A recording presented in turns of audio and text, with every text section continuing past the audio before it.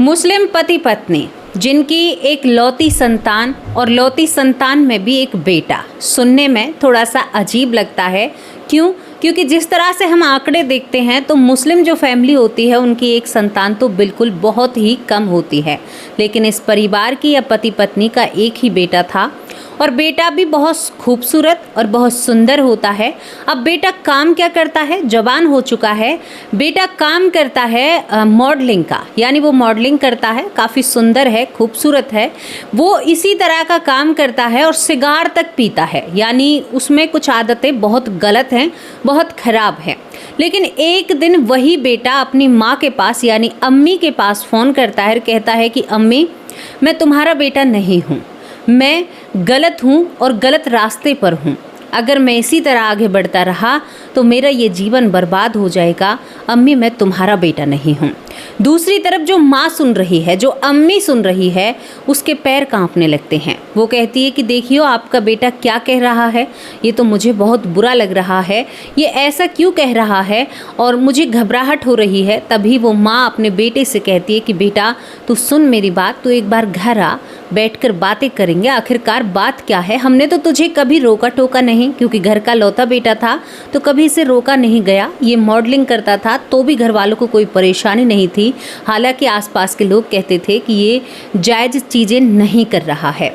लेकिन उससे आगे मैं आपसे कहूँ कि वही बेटा एक संत बन जाए और भगवान की पूजा करने लगे और एक नदी के किनारे या माता के किनारे, गंगा माँ के किनारे वो बैठकर साधना करने लगे, तो फिर ये मुस्लिम धर्म में कितना जायज़ माना जाएगा? क्या वो लोग इस बात पर यकीन करेंगे? बहुत सारे चर्चाएं इस चीज़ पर हुई, बहुत सारा तनाव इस चीज़ पर हुआ, लेकिन आज कुछ और ही बात है। क्या ऐसा हो सकता है? इस पूरी घटना को जब सुनोगे तो शायद आपको भगवान और प्रकृति और भगवान और आपके बीच का फासला मैं बहुत कम करने वाली हूँ, बहुत कम हो जाएगा। ध्यान से सुनना मेरे प्यारे परिवार, आपके लिए मैं बहुत मेहनत करती हूँ। आज की कहानी, आज की घटना जो काफ़ी दिलचस्प होने वाली है, काफ़ी आप लोगों को सावधान करने वाली है। किसी की भावनाओं से खेलने का यहाँ पर कोई भी उद्देश्य नहीं है, केवल एक चीज़ जो आप लोगों के सामने रखी जा रही है, अच्छा लगे तो देखिए, बाकी आपको अच्छा ना लगे तो आप ना भी देख सकते हैं। कहानी की शुरुआत होती है चंबल जैसी बीहड़ों की घाटियों से। दोस्तों, चंबल बहुत मशहूर है, चंबल के बारे में जितना कहूँ उतना ही कम है। यहाँ पर एक मऊ कस्बा या इसे तहसील भी कहा जाता है। इस मऊ कस्बे में एक परिवार रहता है। परिवार बहुत ही ज़्यादा अल्लाह ताला के रंग में रंगा हुआ। मैं कुछ शब्द ऐसे ही बोलती हूँ क्योंकि हमारी भाषा जो इस तरह की है, क्योंकि उनकी भाषा थोड़ी सी अलग है, तो इतना हम मैच नहीं कर पाते हैं। तो दोस्तों, यहाँ पर एक परिवार रहता है, पति पत्नी। पति पत्नी एक दूसरे से, मतलब उनकी उस ज़माने में प्रेम विवाह हुआ था, जब लोग मतलब ज़्यादा प्रेम पर यकीन नहीं करते थे या ज़्यादा चीज़ें ऐसी नहीं होती हैं। तो यहाँ पर जो पति पत्नी होते हैं, इन दोनों ने प्रेम विवाह किया था, यानी इनकी लव मैरिज हुई थी। उस समय ये फूफी और मामा के बेटे थे। इस तरह का इनका शादी होता है। शादी होने के बाद जो मऊ कस्बा है, इसमें ये रहने लगते हैं। इनका घर होता है, घर परिवार बहुत अच्छे से होता है। लेकिन यहाँ पर जो ये तारा इसका नाम था, नाम भी बहुत ऐसा है, तारा इस महिला का नाम होता है जिसने प्रेम विवाह किया था। अब अपने पति के साथ रहने लगती है तारा जो होती है। धीरे धीरे वक्त बीतता है। तारा जब अपने पति के साथ रहती है तो ये गर्भवती होती है। गर्भवती होने के दौरान ही, जब ये गर्भवती होती है तो उस वक्त ये लोग मांसाहार करते हैं। लेकिन जब ये गर्भवती होती है तो जैसे बहुत सारे लोगों का, जैसे अब बहुत सारी महिलाएं मेरी बातों को समझेंगी, जब वो गर्भवती होती हैं तो उनका बहुत सारी चीज़ों से मन उठ जाता है। आटे से भी बदबू आने लगती है महिलाओं को, कभी कभी सब्जी भी अच्छी नहीं लगती है। लेकिन मैं आपको बताऊं तारा की ज़िंदगी में क्या बदलता है। जो ये मांसाहार करते हैं ना, वो खाना बंद कर देती है। पति कहता है कि अरे इससे तो बहुत ज़्यादा प्रोटीन या ये सारी चीज़ें होंगी। तारा ने कहा नहीं जी, मुझे ये बिल्कुल अच्छी नहीं लगती हैं, यानी मुझे उबासी यानी उबकियाँ आती हैं, उल्टियाँ आती हैं इन सारी चीज़ों को देखकर। आप देखिए इस बात को, इतने दिन तक, जब तक 9 माह तक वो गर्भवती रहती है तब तक वो मांसाहार बिल्कुल भी नहीं करती है, यानी उसका मन ही नहीं मानता है। बीच में ईद आई, जो भी आया उसने बिल्कुल सब चीज़ को त्याग दिया था। यहाँ तक कि लहसुन और प्याज खाने में भी उसे उल्टियाँ आती थी, यानी ये बदबू उसे बर्दाश्त नहीं होती थी। पड़ोस में छौंक अगर किसी के घर में लग रहा है तो वो भी तारा को बर्दाश्त नहीं होता है।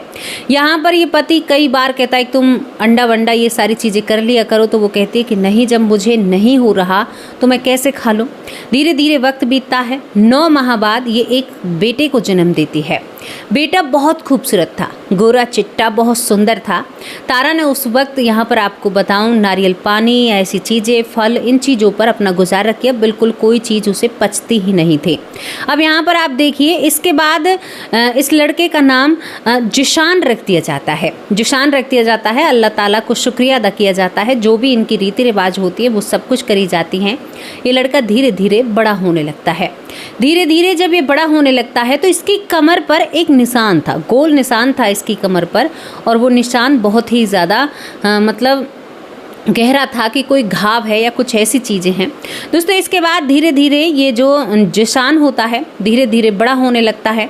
बड़ा होने के साथ साथ ये यहाँ पर, अब इसके बाद इसकी अम्मी ने कई बार कोशिश की तो ये किसी संतान को जन्म नहीं दे पाती, यानी ये गर्भवती दोबारा नहीं होती है। अब जिशान के माँ बाप की प्रेम विवाह था, तो यहाँ पर बहुत ज़्यादातर देखा जाता है कि लोग दूसरी शादी कर लेते हैं। मुस्लिम में तो वैसे ही कई शादियाँ जायज़ हैं। तो यहाँ पर जो जिशान के पिता फादर साहब होते हैं वो दूसरी शादी नहीं करते हैं। पैसे की कोई कमी नहीं होती इस घर परिवार में। ये इसी बेटे पर सब्र करते हैं और इसके लिए ही आगे बढ़ते हैं, कमाते हैं। बहुत अच्छे से काम चल रहा था, सब कुछ होता है। जिशान बड़ा हो जाता है। बड़ा होने के साथ साथ जिशान जो होता है अपनी रुचि मॉडलिंग जैसी चीज़ों में, या कहते हैं ना कि जैसे बॉलीवुड जैसी चीज़ों में अपना रुझान रखने लगता है। उसे कई सीरियलों में भी काम मिलते हैं, कुछ इस तरह का काम उसे मिलता है। दोस्तों, यहाँ पर जब ये सब कुछ होता है तो इसके बाद ये क्या करता है कि वहाँ कई लोगों से इसकी मुलाकात होती है। जिशान जो होता है मॉडलिंग करता है। मॉडलिंग में इसका ठीक ठाक काम चल रहा था। अब इसी चीज़ के चलते ये अतरंगे कपड़े पहनता है, सिंगार पीना, शराब का भी सेवन कर लिया करता था, दोस्तों के साथ मौज मस्ती, रात को घूमना। लेकिन ये बचपन से जब भी सोता था ना तो इसे यहाँ पर माँ गंगा दिखाई दिया करती थी, यानी माँ गंगा बह रही हैं और एक रेलवे स्टेशन दिखता है जिसे देखकर ये बहुत ज़्यादा डर जाता है। हर रोज़ ये पसीनों में तरबतर उठता है। माँ गंगा दिखाई देती है, वहाँ पर ये अपने आप को बैठा हुआ नज़र पाता है। ये बचपन की बातें नहीं हैं, ये इनकी जवानी की बातें हम आपको बता रहे हैं, जब ये बिल्कुल जवान थे और काम कर रहे थे। जब भी इनको ऐसा होता है, बचपन से इस चीज़ को ये इग्नोर करते आए हुए थे क्योंकि इनके धर्म में तो ये सारी चीज़ें हैं ही नहीं। अब दोस्तों, यहाँ से इसके बाद क्या होता है कि इनके दोस्त होते हैं। दोस्त कई होते हैं, कुछ हिंदू भी होते हैं, कुछ मुस्लिम भी होते हैं, लेकिन जब साथ में रहते हैं तो खाते पीते हैं, बैठते हैं, तो ऐसी दोस्ती बन जाती है। कहते हैं कि भाई हम तो फलानी जगह जा रहे हैं, यानी हरिद्वार का नाम लिया जाता है। जैसे ही हरिद्वार का नाम लिया जाता है वैसे ही जिशान कहता है कि हरिद्वार, ये तो मुझे सुना सुना सा लगता है और मेरा यहाँ पर जाने का मन भी करता है। ये इस तरह की बातें करता है कि हरिद्वार तो मुझे भी जाना है, बस देखकर ही आऊँगा। ये कहते हैं कि अरे भाई, तू तो मुस्लिम है, तू वहाँ पर क्या करेगा, तू हमारे साथ क्या करेगा, क्योंकि ये सभी लोग मिलकर एक प्लान कर रहे थे कि हम वहाँ पर जाएंगे और माँ गंगा के दर्शन करके वहाँ से वापस आ जाएंगे। लेकिन जिशान जिद पड़ जाता है, नहीं, मुझे आपके साथ हरिद्वार जाना है। क्यों, मैं नहीं जा सकता, कोई रोक है? नहीं। यहाँ पर दोस्तों ने कहा कि नहीं, हम तो किसी को नहीं रोकते। दोस्तों, ये सभी एक साथ मिलकर वहाँ पर जाते हैं। वहाँ पर अलग अलग मंदिरों के जब दर्शन करते हैं तो जिशान वहाँ पर बहुत ज़ोर ज़ोर से रोने लगता है, फूट फूट कर रोने लगता है। और जैसे ही ये गंगा घाट पर आता है, दोस्त डुबकी लगा रहे थे तो इससे रहा नहीं जाता है और ये वहाँ पर गंगा माँ में डुबकी लगाता है। और इस तरह से लगाता है कि मानो कोई साधु हो और भगवान को जैसे जल अर्पण करते हैं गंगा स्नान करने के बाद, ऐसे ही ये सब कुछ करता है। तभी दोस्त हंसने लगते हैं और मजाक उड़ाने लगते हैं। जिशान, तू तो बिल्कुल साधु बन चुका है। अरे यार, तुम्हारे यहाँ पर तुम्हारे किसी सगे संबंधी ने देख लिया तो वो बुरा मान जाएंगे। तभी जिशान एकदम गुर्राते हुए कहता है, क्यों बुरा मान जाएंगे, मेरा अतीत यही है, मैं यहीं से तो शुरू हुआ था। तभी ये लोग कहते हैं, क्या कह रहा है तू, अरे तू होश में तो है। तभी ये बाहर निकलता है। बाहर निकलते ही एक पल के लिए बैठता है, फिर खड़ा होता है, इधर उधर चलता है। इसके शरीर में बेचैनी हो जाती है। जब बेचैनी होती है तो इसके बाद यहाँ पर इसके पास एक सिगार होती है, उसे जलाता है, उसे फूंक कर ये पीने लगता है। उसे पीता रहता है। तभी वहाँ पर दिगंबर धुनी जो होती है हरिद्वार में, वहाँ पर एक धूना जो होता है, ये एकदम से उसे देखता है और इसे होश आता है और ये अपने आप को पाता है। दोस्तों ये यहाँ पर ही साधना किया करता था पिछले जन्म में, और यहाँ पर एक साधु के रूप में था। अब ये साधु के रूप में था, फिर ये अपने आप को देखता है और फिर और ज़ोर ज़ोर से रोने लगता है। दोस्त घबरा जाते हैं, भैया तू अपने माँ बाप की एक अकेली लौती औलाद है, कहीं तेरे ऊपर कुछ हो तो नहीं गया? अरे तुम्हारे माँ बाप हमसे क्या कहेंगे, तुम्हें कुछ हो गया तो यार ये तो बहुत बुरा है। और वो यहाँ पर इधर उधर दोस्त करने लगते हैं कि तुम्हें क्या हुआ, इसे रोता हुआ चुप करते हैं। तभी वो कहता है मैं अपनी माँ से बात करना चाहता हूँ। ये अपनी अम्मी के पास फ़ोन मिलाता है और अम्मी से कहता है कि अम्मी मैं आपका बेटा नहीं हूँ। अम्मी ने कहा कि बेटा क्या हुआ? अब देखो जिसका एक संतान है उसे घबराहट नहीं होगी। अम्मी ने कहा कि बात क्या हुई है तो ये बता। वो कहता है कि अम्मी मैं फ़ोन पर नहीं बता सकता, लेकिन मैं आपकी संतान नहीं हूँ, और ज़ोर ज़ोर से रोने लगता है। तभी ये साथ के दोस्त को फ़ोन दे देता है। तो उसने कहा कि पता नहीं आंटी इसको क्या हुआ, ये बहुत ही परेशान है। उसने सारी बातें बताई। तो उसने कहा अम्मी ने, तारा ने, कि इसको घर लेकर आओ, मैं इससे बात करती हूँ, उसके बाद कुछ बातों का समाधान निकलेगा। ये अपने बेटे के कान पर फ़ोन लगे हुए से कहती है कि बेटा घर आओ, उसके बाद हम बातें करना चाहते हैं, और उसके बाद भी जो फैसला होगा वो फैसला लिया जाएगा। दोस्तों यहाँ पर जो ये लड़का होता है, जिशान होता है, घर पहुँचता है। घर पहुँचने के बाद जैसे ही अपने वहाँ पर मऊ वाले घर में पहुँचता है, वहाँ पर जाकर ज़मीन पर बैठ जाता है, फिर रोने लगता है। कहता है कि अम्मी मेरा जन्म इसलिए नहीं हुआ है। तभी वो अपनी कमर उघार कर खड़ा हो जाता है। कहता है कि अम्मी ये निशान आपको दिख रहा है? वो कहती है कि हाँ बेटा दिख रहा है। वो कहता है कि अम्मी मैं पिछले जन्म में हरिद्वार में था और मैं साधना करता था, लेकिन मैं किसी कारणवश रेलवे स्टेशन पर आता हूँ और एक ट्रेन जो आती है वो मुझे वहाँ पर इस दुनिया से दूर भेज देती है। अम्मी कहती है कि बेटा तू किस तरह की बातें कर रहा है, ये बातें करनी भी बुरी हैं हमारे मुताबिक तो। वो कहता है कि नहीं अम्मी आपको नहीं पता, मैं हरिद्वार का ही रहने वाला हूँ। माँ गंगा मुझे नहीं छोड़ सकती और मैं माँ गंगा को नहीं छोड़ सकता। मेरी साधना, मेरी तपस्या अधूरी रह गई है अम्मी, उसमें बाधा नहीं होनी चाहिए। लेकिन मेरा पहला कर्तव्य है, जो लड़का अब तक शबाब कबाब सिंगार तक पीना, बहुत सारी चीज़ें करना, वो लड़का एकदम से घर में बंद हो जाता है। ना वो शराब पीता है, ना वो मांसाहार करता है, ना ही कुछ और करता है, और माँ बाप की सेवा करता है। दिन रात वो नाम जप करने लगा था, जबकि उसका कोई गुरु नहीं बना था, उसे किसी ने नाम जप नहीं दिया। कभी कभी अम्मी सोचती है, अम्मी उसे कई मौलवियों जो मुल्ला होते हैं उन्हों के पास लेकर जाती है, लेकिन कहीं से भी कोई समाधान नहीं निकलता है। दिन रात ये सनक बढ़ती जाती है। माँ गंगा, वो कहता है कि अम्मी मुझे जो सपने में दिखाई देती, क्योंकि बचपन से ही इसको दिखाई देती थी माँ गंगा, जब इसे दिखाई देती है तो ये बचपन में भी कहता है कि अब तो मैंने साक्षात उसे देखा है, वो वहीं पर है। इसी तरह से सब कुछ है अम्मी, मेरा फ़र्ज़ है, क्योंकि मेरा एक कर्तव्य बनता है, मैं आपकी कोख से पैदा हुआ हूँ, तो पहला फ़र्ज़, पहला अधिकार आप लोगों का मेरे ऊपर है। बाकी अगर आपने मुझे आज्ञा नहीं दी तो मैं यहीं पर रहकर ऐसे ही करूँगा। अब अम्मी देखकर हैरान हो जाती है। लेकिन ये महिला जिसका नाम मैंने लिया, जिसको मैंने बताया, ये बहुत समझदार थे, और इसका पति इससे भी ज़्यादा समझदार था, क्योंकि समझदारी पहले से ही इनके परिवार में आपको समझ में आ रही होगी। दोस्तों इसके बाद लोग बातें बनाने लगते हैं, क्योंकि इसकी वेशभूषा बदलने लगी थी। जो यहाँ पर जिशान होता है, जिशान बिल्कुल बदल जाता है, उसकी पहनावा बदल जाता है, उसके जो बाल हैं वो कटिंग बदल जाती है, यानी वो देखने में बिल्कुल एक संत की तरह उनके चेहरे पर तेज आने लगा था। यहाँ पर तभी ये परिवार में कुछ बीती बातें याद करने लगता है, कुछ बहुत सारी चीज़ें बताता है, आत्मा रूपी शरीर के बारे में भी जिक्र करता है कि अम्मी मैं कैसे आपके गर्भ में आया। ये कहता है कि अम्मी मैंने प्रेत योनि में भी भजन किया है, ये अब इन बातों को बताता है। कहता है कि ये तो मुझे गंगा घाट पर यानी गंगा माँ के किनारे मुझे समझ में आया कि मैंने ये जब इनकी मृत्यु हो जाती है तो वहाँ से संत रूपी हर रोज़ बैठकर कीर्तन किया करते थे माँ गंगा के किनारे। ये बहुत बड़ी बात हो जाती। कहता है कि अम्मी मैंने जब इतना कुछ किया है तो मेरे इसको मत बिगाड़िए, ये कोई मेरा कर्म उभरा है। जैसे भीष्म पितामह का 100 जन्मों से पहला कर्म उभर जाता है तो इसी तरह से कभी कभी किसी के साथ ऐसा हो जाता है और कर्म तो भैया सामने आते ही हैं।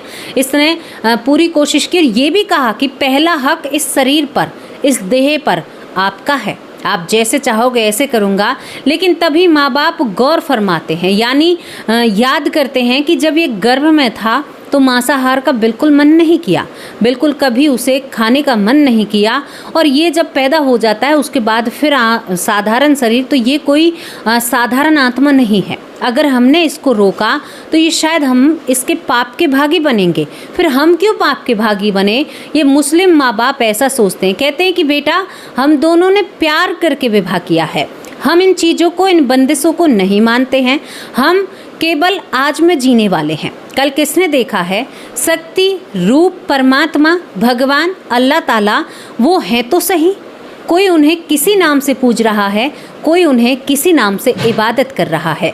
अगर तुम्हें इबादत या पूजा इस तरह से करनी है तो इस तरह से ही सही, कोई अच्छा कर्म उभरा है। अगर तुम्हारे मन में ये सारी चीज़ें हैं तो हमने कभी तुझे अपनी मनमर्जी करने से नहीं रोका। बस सपना था कि एक बहू आएगी तो मैं भी बहू के ठाट बाट देखूंगी, लेकिन समाज में जिस तरह से देखती हूँ तो बहुओं से भी कोई ठाट बाट नहीं है। अगर हमारे जीवन में यही लिखा है तो इस तरह से तो बावला हो जाएगा।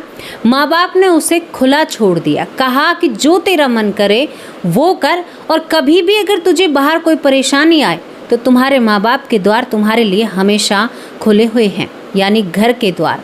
और उस बेटे को छोड़ दिया। ये लड़का जिसका नाम जिशान होता है वो हरिद्वार में आकर ही यानी तपस्या करने लगता है, यानी यहीं पर आकर रहने लगता है और भगवान की तपस्या में विलीन होने लगता है। एक संत रूपी भेष रखता है।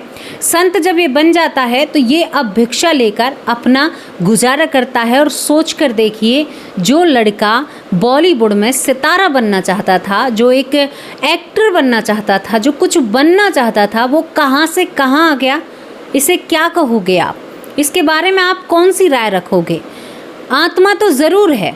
आप सोच कर देखिए, वो मरने के बाद भी कीर्तन और भजन करता था, जाने कौन से कर्म से वो कहाँ पर क्या हुआ। लेकिन प्रकृति ने देखिए ना, घुमा फिरा कर उसे वहीं लाकर खड़ा कर दिया जहाँ उसकी साधना अधूरी रह गई थी। ये बातें, ये कुछ समय का जो भोग है वो भोगने के लिए आत्माएं जो इधर उधर जाती हैं, ये सब कुछ होता है। ये बहुत ही आश्चर्यजनक बात है। अब इस पर बहुत विवादित बातें होती हैं, क्योंकि जब मैं भी कोई ऐसी घटना आप लोगों के सामने लाती हूँ तो कोई फ़ोटो भी लगाती हूँ तो लोग विरोध करते हैं। मुस्लिम कुछ लोग हैं जो कई बार मुझे धमकियाँ भी दी गई हैं, यानी मुझे धमकी दी गई थी। एक बार तो कहा कि तुम्हारे घर में माँ बाप भी हैं, उनके साथ कुछ हो जाए तो तुम क्या करोगी, ऐसी वीडियो तुम बनाती हो। तो मैं केवल आप लोगों के सामने सच लेकर आती हूँ। ये सच्ची घटना, जो एक लड़का, एक लौता बेटा माँ बाप का, आज वो संत बन के रह रहा है। अपनी जान पहचान भी वो किसी को नहीं बताता है। ये बहुत बड़ी बात होती है। साधु महात्मा कुछ तो होते हैं ऐसे कि जो ढोंग करते हैं, लेकिन साधु महात्मा हर कोई एक जैसा नहीं होता। क्या पता कौन से रूप में भगवान भ्रमण कर रहे हों इस धरती पर, कोई पता नहीं है।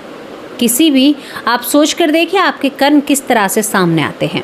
तो इस वीडियो पर अपनी राय लिखकर ज़रूर देकर जाना। मुझे आपकी राय का इंतज़ार करूँगी। ये स्टोरी आपको कैसी लगी वो भी बताना। अब आप लोगों से विदा लेती हूँ। कल हाजिर होंगे एक सच्ची और अच्छी स्टोरी के साथ। तब तक के लिए नमस्कार, जय हिंद।